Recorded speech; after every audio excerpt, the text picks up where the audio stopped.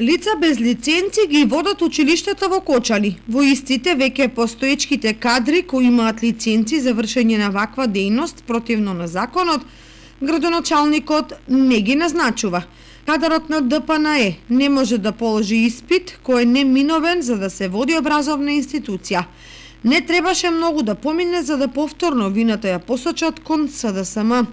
Владата, министерствата, но никогаш кон сопствената неспособност. Манипулациите се вашата главна одлука, почитувани ДПНЕ.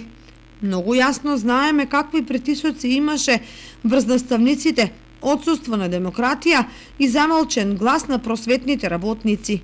Никакви покачувања, бојкот на наставата. И вие се повикувате на закон? На дел од овие директори им заврши мандатот. Назначија нови лица по неколку дена, само за истите пак да бидат вратени. Повторно спротивно со законот. Дел од новоназначените се соочуваат и со кривични постапки за водење на самите училишта. Дали и во државниот испитен центар се служевте со манипулации за да се положат испитите на овие кадри, па затоа се поништени?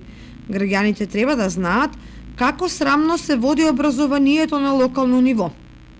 Ако директорите и локалните ДПНЕ клубови безосетно лажат и манипулираат, што да очекуваме за нашите деца и нивниот напредок и образование во ова училиште? Ги повикуваме институциите да постапат согласно законските рамки, се вели во реакцијата испратена од општинската организација на СДСМ.